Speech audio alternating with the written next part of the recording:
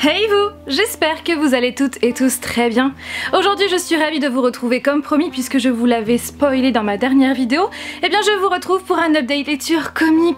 Oui, enfin. Mais vous le savez, voilà, cette dernière année j'ai eu beaucoup de pannes de lecture, aussi bien romans que comics. Et ces derniers temps, j'ai eu une forte envie de relire aussi bien des romans que des comics et j'ai quand même 6 comics à vous présenter dans cette vidéo et j'ai vraiment hâte de vous donner mes avis sur ce générique.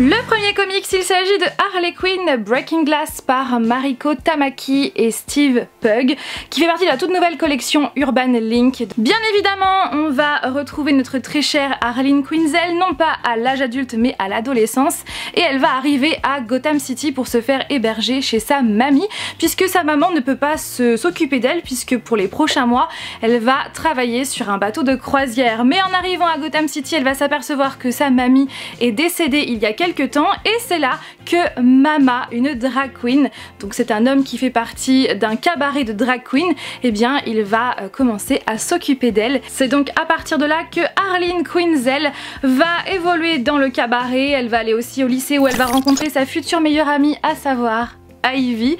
Mais le problème c'est que tout va être chamboulé puisque l'appartement où vivent Mama, où il y a le cabaret, eh bien tout le monde va devoir partir puisqu'ils vont être expulsés par une riche famille d'entrepreneurs de Gotham City qui ont vraiment la mainmise sur cette ville, et du coup eh bien sûr ils ne vont pas vouloir et il va se passer tout plein de choses, et c'est vraiment un comics que j'ai beaucoup aimé. Ce comics c'est donc une réécriture des origines de Harley Quinn, comment Harleen Quinzel est devenue Harley Quinn, cette fois-ci à l'adolescence, puisque l'histoire, les origines de base se passent vraiment à l'âge adulte, et je trouve que ça change de la voir, de voir ses origines à l'adolescence. Tout ce que j'aime chez Harley Quinn on le retrouve dans ce comics, à savoir sa joie de vivre, son impulsivité, il y a aussi son humour, sa loyauté et également sa naïveté, puisque oui, sa naïveté va lui jouer quelques petits tours dans ce comics, notamment par rapport au Joker. Oui, parce qu'il y a le Joker dans ce comics. Donc clairement, j'en redemande, sachez que c'est un récit complet et c'est vrai que j'aimerais retrouver cette petite Harley Quinn à l'adolescence.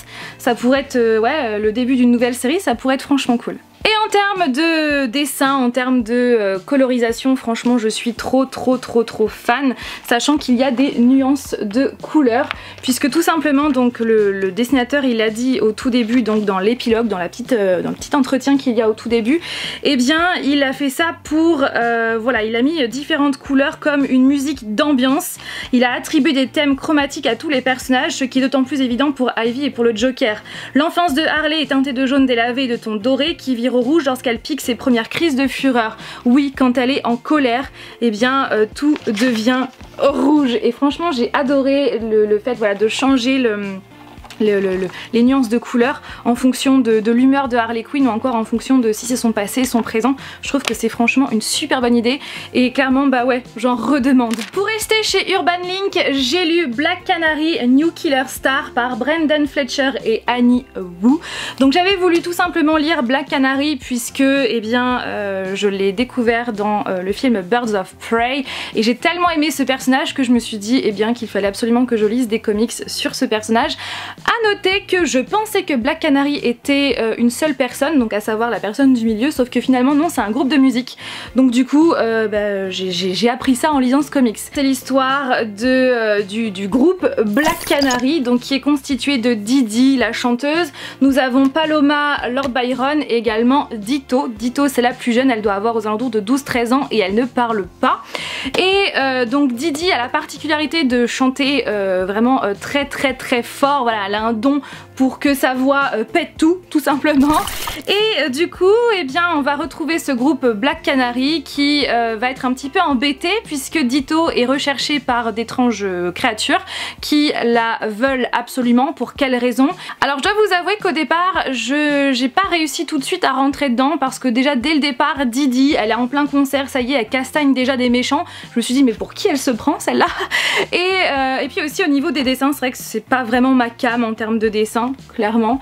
Et puis à certains moments il y a des bouts de texte qui sont tellement petits, mais regardez l'écriture, c'est tellement écrit petit et ça arrive souvent ce genre de petits textes là que du coup c'est vrai que j'étais comme ça pour lire parce que c'est vrai que c'est pas écrit hyper gros, donc ça c'est un peu dommage. Après, plus j'avançais dans ma lecture, plus j'ai adoré Didi, tout simplement. C'est une femme qui est forte, on en apprend plus sur son passé, sur qui elle est vraiment, pourquoi elle est comme ça, et c'est vrai que c'est vraiment une femme qui est forte, qui est très loyale, qui est prête à tout pour son entourage, qui est extrêmement forte. C'est clairement une héroïne qui est hyper badass et j'adore son look résy comme ça, très rock and roll. Franchement je suis fan, et c'est vrai qu'au départ ça me sautait pas aux yeux tout ça, c'est vrai que je me suis dit ouais mais pour qui elle se prend, et plus j'ai avancé dans ma lecture, plus finalement j'ai adoré ce personnage, et également le groupe de Black Canary et même tous les autres personnages, ils sont vraiment hyper attachants. Encore une fois, je trouve que l'histoire est très bien rythmée, il y a beaucoup d'action, beaucoup de scènes de combat, bon même si parfois avec les dessins c'est un peu difficile de savoir, c'est un peu difficile de s'y retrouver, et il y a aussi des révélations, notamment par rapport au personnage de Ditto, voilà, on en sait plus sur elle, qui elle est vraiment. Donc clairement, ça a été vraiment une très belle surprise, et si vous avez des comics à me conseiller sur Didi, donc de Black Canary, je suis très preneuse, voilà. Après, c'est vrai que dans certains comics, Didi, elle s'appelle Black Canary, on l'appelle Black Canary, mais là Black Canary c'est le groupe. Alors si vous pouvez éclairer ma lanterne, je suis preneuse, et pareil, conseillez-moi des comics sur elle, j'aimerais trop voilà, en savoir plus sur sa vie. J'ai lu ensuite Joker, l'homme qui rit par Ed Brubaker, Greg Rucka, Doug Mahnke et Michael Lark. J'espère que je prononce bien. Donc l'homme qui rit. Donc il y a deux histoires à l'intérieur. La première histoire bien sûr, donc les deux histoires parlent du Joker, hein, cela va de soi. Donc dans la première histoire, un tout nouveau criminel arrive à Gotham City et fait des crimes très hardcore, n'est-ce pas? Et du coup Jim Gordon est sur l'affaire, Batman également, et c'est là qu'ils vont faire la connaissance pour la toute première fois du Joker, et c'est là que Batman et le Joker vont combattre pour la toute première fois, sachant qu'à ce moment-là Batman n'est qu'une légende urbaine auprès des citoyens, auprès de Gotham City. Et voilà pour la première histoire. Et la seconde histoire parle encore une fois du Joker qui va à nouveau sévir sur Gotham City, et la police va essayer de tout faire pour l'arrêter et pour arrêter ses crimes. La première histoire est vraiment captivante, vraiment le scénario je l'ai trouvé bien ficelé, on nous mène vraiment par le bout du nez puisque on sait que c'est le Joker qui fait ça, mais du coup comment il s'y prend, puisque c'est vrai que c'est vraiment recherché, et c'est vrai que ce comics nous mène par le bout du nez. Et encore une fois, puisque c'est vrai que je lis pas mal de comics sur le Joker, puisque vous le savez c'est mon personnage préféré chez DC Comics, et bien encore une fois j'assiste à la folie du Joker, même si c'est la toute première fois qu'il sévit à Gotham City, et franchement cette première confrontation entre Batman et le Joker, j'approuve, même si je l'avais déjà lu sur cette première rencontre, franchement j'approuve totalement. J'ai beaucoup aimé aussi le fait qu'il y ait un monologue alterné, donc il y a un monologue de Jim Gordon et un autre de Batman, donc j'ai trouvé ça vraiment je trouvais que c'était une très bonne idée. Alors par contre, concernant la seconde histoire, j'ai moins été emballée. Donc déjà c'est la police qui essaye de faire des pieds et des mains et pour arrêter le Joker, bon, déjà pour savoir qui fait ça, qui est derrière tous ces meurtres, et puis ensuite de ça pour arrêter le Joker, et puis après il y a des histoires d'otages, tout ça, donc voilà, pour retrouver l'otage. Bref, tout ça pour vous dire que je sais plus où j'en étais. Oui, donc du coup c'est la police qui est à la recherche du Joker, et clairement on la voit totalement dépassée, et puis c'est vrai que encore une fois on est mené par le bout du nez. À mon sens, même si l'histoire est captivante, le gros point noir c'est qu'on a quand même pas mal de personnages dans la police. Je ne sais plus combien ils sont dans la police, je ne sais plus combien de personnages on suit, mais en tout cas je trouve que c'est trop à mon goût, puisqu'à certains moments je me suis dit non mais attends, c'est qui lui déjà, puisqu'il y a le lieutenant, il y a le commissaire, il y a je ne sais combien de policiers, et c'est vrai qu'à un moment donné je me suis dit mais il y a trop de personnages et je ne sais plus qui est qui, et c'est vrai que ça freine dans la lecture, et c'est ça qui est dommage également. Et puis en termes de dessin, donc comparé à la première qui d'ailleurs je vous ai pas montré, mais les dessins de la première histoire sont vraiment très bien faits. Non, je vous montre pas ça, ça spoil. Voilà, donc ils sont faits comme cela. Et au niveau de la seconde histoire, c'est vrai qu'il y a moins le souci du détail. Donc c'est vrai que ça y joue aussi, mais après c'est purement subjectif. Mais sinon c'est vrai que l'histoire est quand même bien ficelée. Bon, est-ce que je vous parle de mon plus gros coup de cœur ? maintenant ou pas? Ou est-ce que je fais durer le suspense?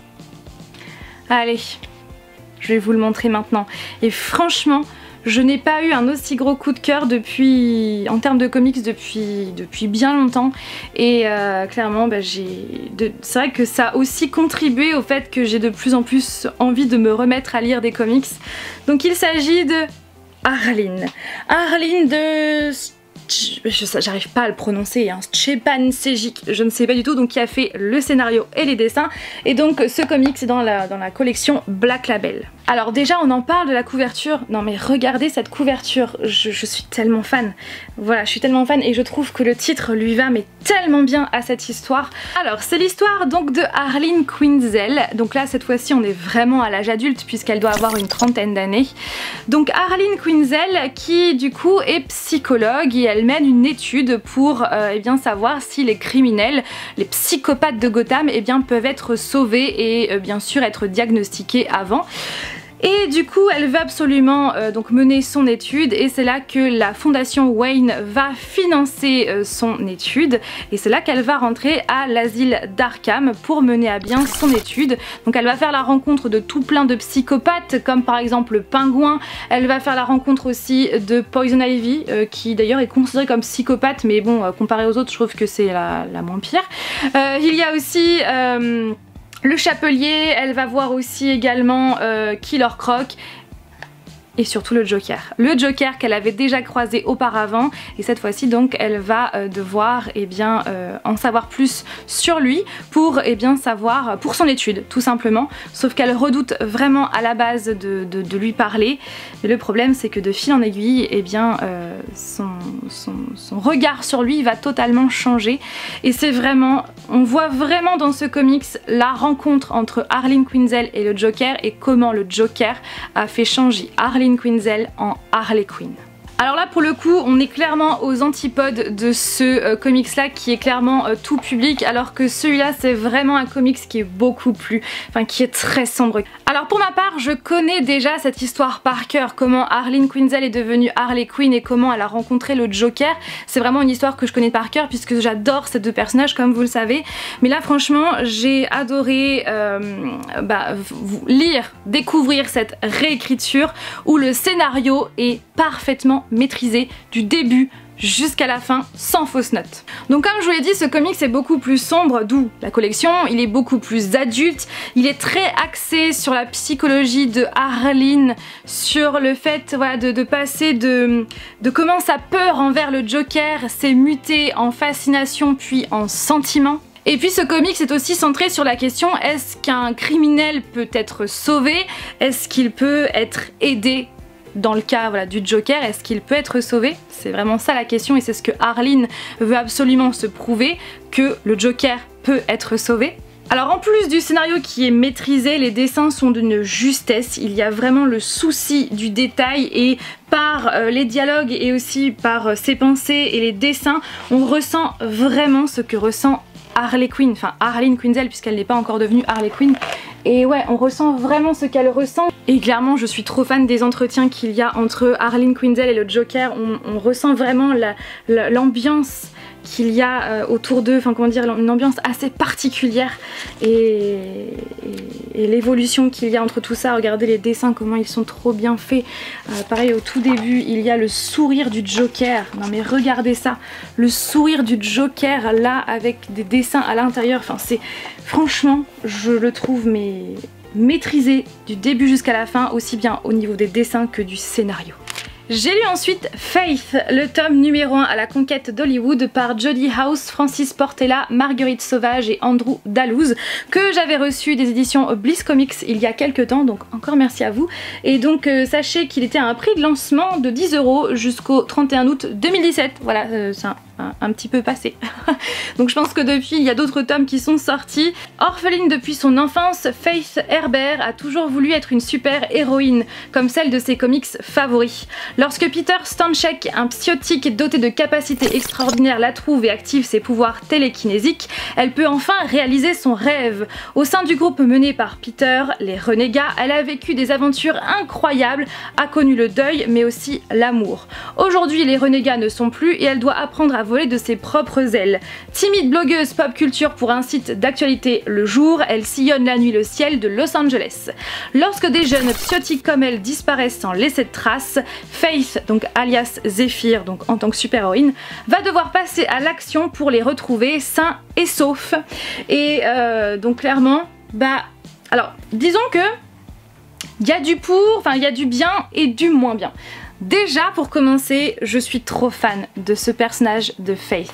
C'est vraiment une femme qui est intelligente, qui est un peu maladroite, qui adore les comics et qui a des formes. Ça fait vraiment plaisir de suivre une super héroïne qui a des formes, puisque bien souvent les super héroïnes sont, disons, j'aime pas utiliser ce terme de normes, parce qu'il n'y a pas de normes. Franchement ça je supporte pas, même moi qui ai des formes, je suis pas dans la norme et alors je m'en fous. Parce qu'en vrai il n'y a pas de normes, de poids, de taille, peu importe, il n'y a pas de normalité, on est tous différents.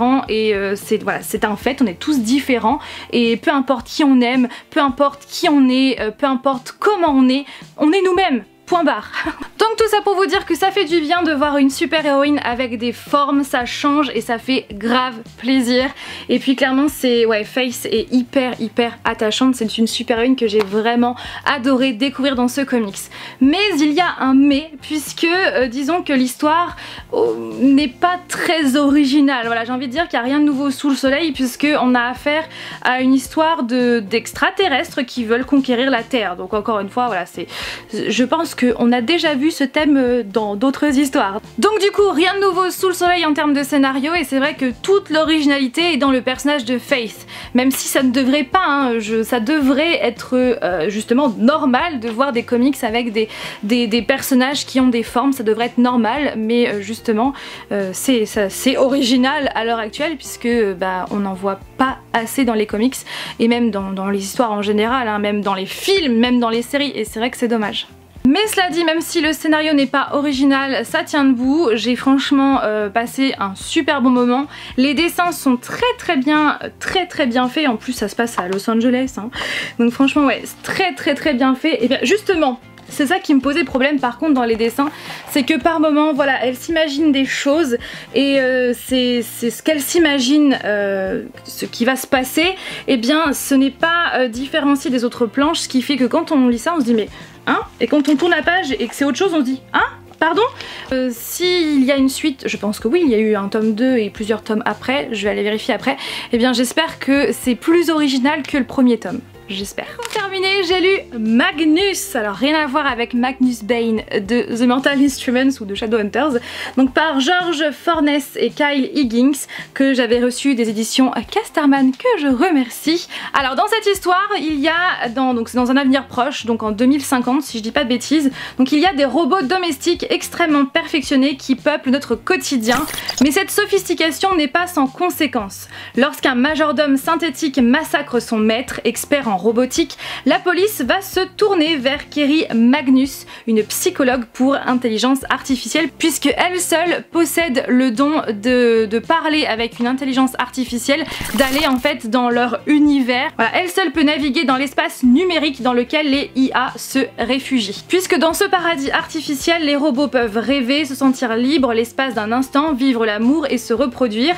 et gare aux humains qui menaceraient leur unique espace de liberté. Nous les avons conçus autonomes, à présent ils veulent leur indépendance.